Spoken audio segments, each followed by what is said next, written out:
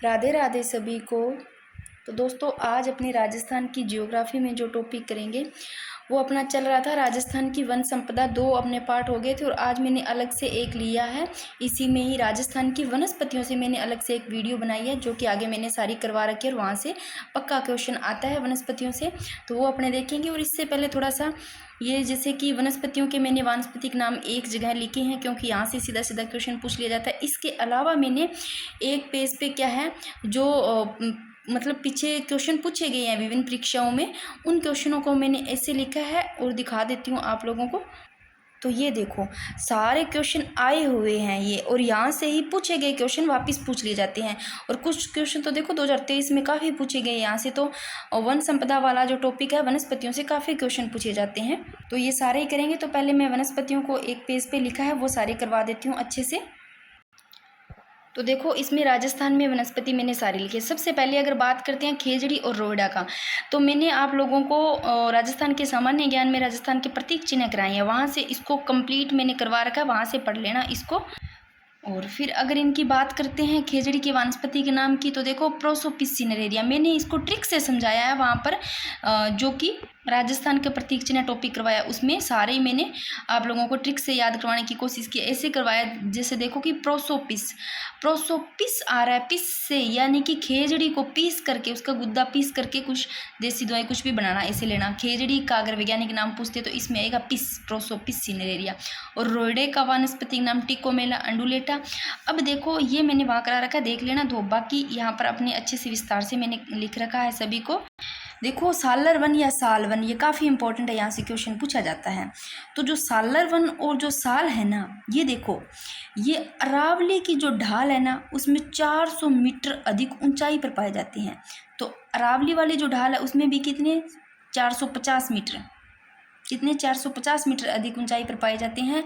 और सालर वन की बात करें तो सबसे ज़्यादा देखो सर्वाधिक उदयपुर में पाए जाते हैं। तो सालर वन सबसे ज़्यादा उदयपुर में, और फिर राजसमंद चित्तौड़गढ़ और सिरोही अलवर अजमेर पाली में पाए जाते हैं। तो सिरोही वाले इलाके आ गया, यानी कि ये अरावली के ढालों में कितने 400-450 मीटर ऊंचाई पर पाए जाते हैं। और ये वन गोंद का अच्छा स्रोत है भाई, ये गोंद का अच्छा स्रोत है क्योंकि इससे मतलब इसका जो उपयोग किया जाता है ना, वो पैकिंग सामग्री के जो डिब्बे होते हैं वो उससे बनाए जाते हैं, सालर सालवन से। और जो माचिस होती है वो भी इसी से ही बनती है। तो देखो इसमें सालर वनों की अधिकता होने के कारण इसका नाम क्या लिखा है, सालर वन। और देखो अन्य वन की बात करते हैं तो दोक धावड़ कठीरा ये अन्य वृक्ष। और उपयोग की बात करें तो देखो पैकिंग सामग्री के डिब्बे बनाने में किया जाता है, और माचिस बनाने में किसका, सालर का। तो देख लो ये सबसे ज़्यादा उदयपुर में पाए जाते हैं। फिर बात करते हैं ढाक या प्लास वन, ये भी काफ़ी इंपॉर्टेंट है। तो ढाक या प्लास वन की सबसे पहले अगर वैज्ञानिक नाम की, वानस्पतिक नाम की बात करते हैं तो इसका नाम देखो ब्यूटिया मोनिस्पर्मा, ब्यूटिया मोनोस्पर्मा इसका वैज्ञानिक नाम है। और जो ढाक या प्लास है वो एक तो लकड़ी जलाने में काम आती है, और लकड़ी यानी कि कोयले बनाने में काम आती है। जो ढाक प्लास के वन है इसका कोयले बनाने में और लकड़ी जलाने में काम आता है। फिर देखो लाल यानी कि रेड कलर के फूलों के कारण इसके जो इन्हें जंगल की ज्वाला कहते हैं, इसके जो फूल होते हैं ना वो लाल रंग के होते हैं, इस कारण इसको क्या कहते हैं, ज्वाला की, जंगल की ज्वाला कहते हैं, और फ्लेम ऑफ द फॉरेस्ट भी कहते हैं। तो इसको फिर से देखो एक बार, सालर वन साल देखो ये अरावली की ढाल है ना उससे 450 मीटर की ऊंचाई पर पाए जाते हैं, और सबसे ज़्यादा उदयपुर में पाए जाते हैं। गोंद का सबसे ज़्यादा स्रोत सालर वन है।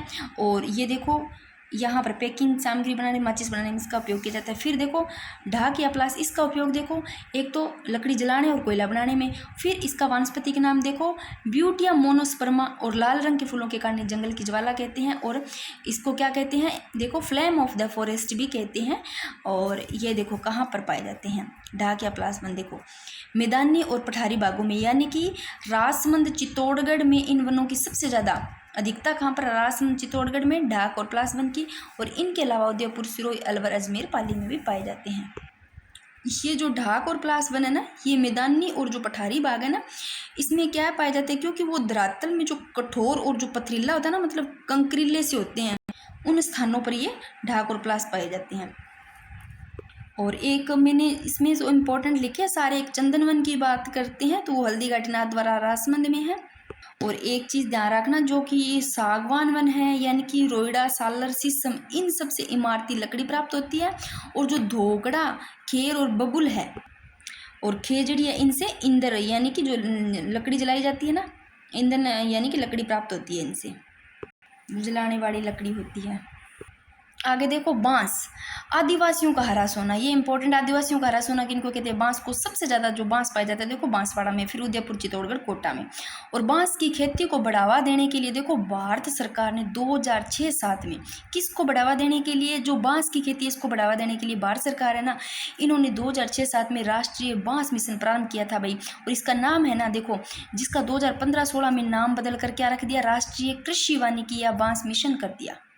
तो देखो भाई बांस है ये, इसको आदिवासियों का हरा सोना भी कहते हैं, सबसे ज़्यादा बांसवाड़ा में पाया जाता है। और बांस की खेती है ना भाई, इसको बढ़ावा देने के लिए भारत सरकार ने 2006-07 में राष्ट्रीय बांस मिशन प्रारंभ किया था, और जिसका 2015-16 में जाकर के नाम बदल दिया क्या, राष्ट्रीय कृषि वानिकी और बांस मिशन कर दिया भाई। कब? 2015-16 में, इसको ध्यान रखना।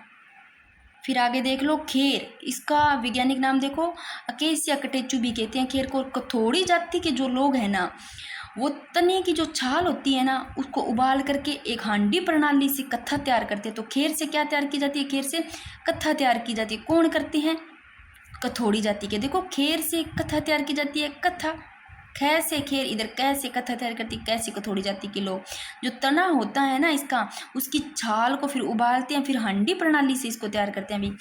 और सबसे ज़्यादा जो खेर पाए जाते हैं ये उदयपुर में, फिर सलूम्बर, चित्तौड़गढ़, बूंदी में। और अब थोड़ा सा शहतूत को भी मैंने लिख रखा है। रेशम के कीड़े पाले जाते हैं अभी इसके वृक्ष पर। और रेशम की खेती को क्या कहते हैं? टस्सर पत्ती कहते हैं।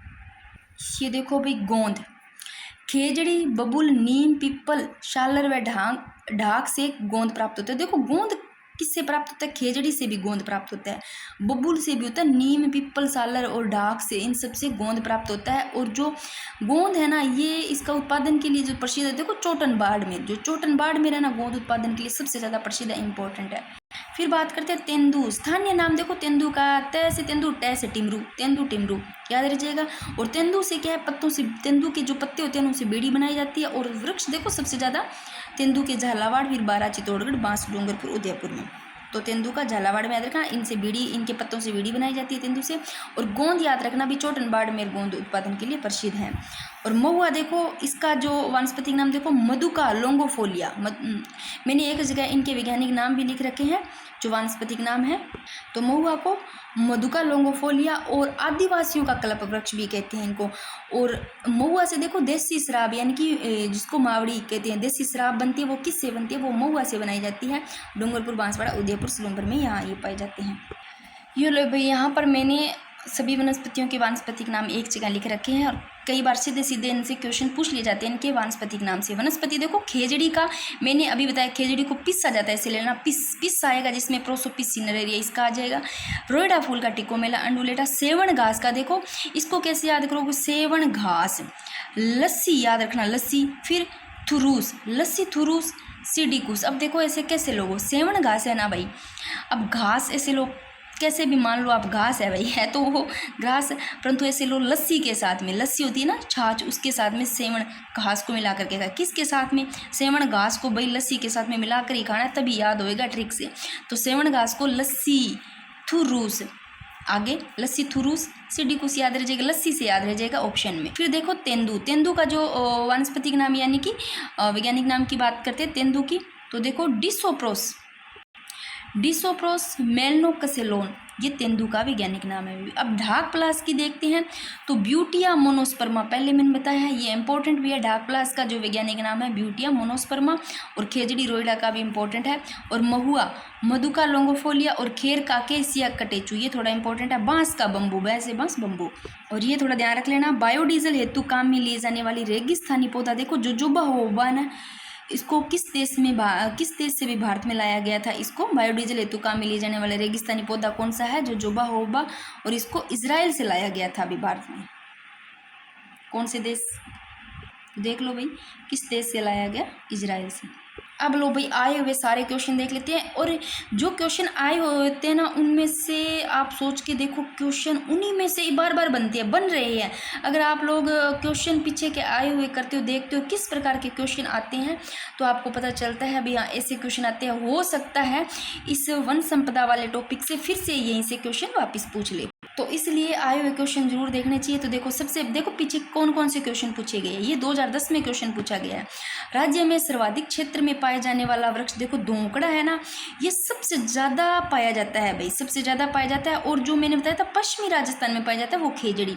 तो यहाँ राजस्थान में अगर पूछे सबसे ज़्यादा यानी कि राज्य में सर्वाधिक क्षेत्र में पाया जाने वाला धोंकड़ा है, 58% पाया जाता है। फिर ये 2023 में पूछ लिया गया देखो तेंदू प्लास बेर खेर ये कौन से वन है, तो शुष्क पर्णपाती वन है। तो देखो खेर बेर ये शुष्क है भाई, शुष्क वाले एरिया में से लेना। तेंदुप्लास ये भी हो गए, ये सारे शुष्क पर्णपाती वन है। फिर ये इंपॉर्टेंट है सालर वन, देखो काफ़ी इंपॉर्टेंट है सालर वन। देखो साल या सालर वन मुख्य रूप से ये सिरोही में, सालर वन देखो से सालर सिरोही में। फिर उदयपुर चित्तौड़गढ़ अजमेर जयपुर अलवर जोधपुर इन सब में पाए जाते हैं। तो याद रखना सिरोही उदयपुर, बाकी ये उधर पता चल जाएगा अभी इस वाले के पास में चित्तौड़गढ़ अजमेर जयपुर अलवर जोधपुर। आगे 2018 में पूछा गया है।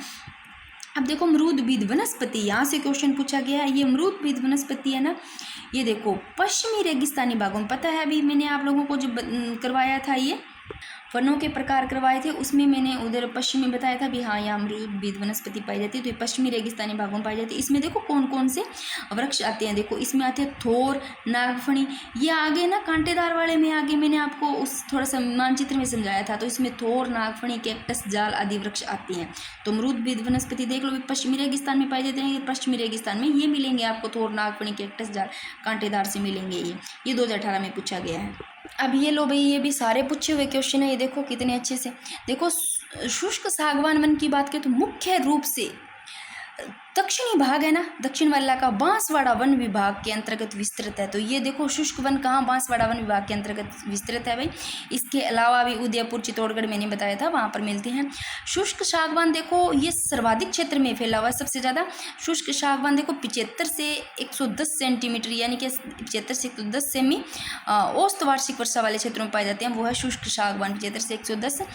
और मिश्रित पतझड़ यानी कि धोंक वन, ये देखो ये वन ये आपको कहाँ मिलेंगे, ये पश्चिमी राजस्थान को सिर्फ छोड़ करके। मिश्रित पतझड़ धोंक वन पश्चिमी राजस्थान में नहीं मिलेंगे, उसको छोड़ करके पूरे राजस्थान संपूर्ण राजस्थान में पाए जाते हैं। कौन से मिश्रित है भाई, तो ये पश्चिमी राजस्थान को छोड़कर मिश्रित है, तो इसे ले लेना संपूर्ण राजस्थान में पाए जाएंगे धोंक वन और मिश्रित पतझड़ वन। ये 2023 में पूछा गया, ये 2023 में पूछ लिए देख लो। फिर देखो ये भी पूछा गया रक्षित और संरक्षित या सुरक्षित वन, ये कितने प्रतिशत भाग पर फैले हुए हैं, तो 56.43 पर। और यहाँ पर आपको कुछ बुक्स में ये भी मिल जाएगा 56.55। और वनावरण से भी पूछा गया है, वो देख लेना परसेंट मैंने करवाए हुए आप लोगों को। और राजस्थान में कुल वनों का प्रतिशत ये क्वेश्चन पूछा गया है 2019 में 9.60 वर्ग किलोमीटर क्षेत्र में भी कुल वनों का जो प्रतिशत है। और ये पूछा गया है, देखो ये दोनों इंपॉर्टेंट है। मैं जब आप लोगों को पहले पार्ट 1 में करवाया है ना वन शब्द, उसमें बार बार बताया है, ये वाला भी अच्छे से देखना।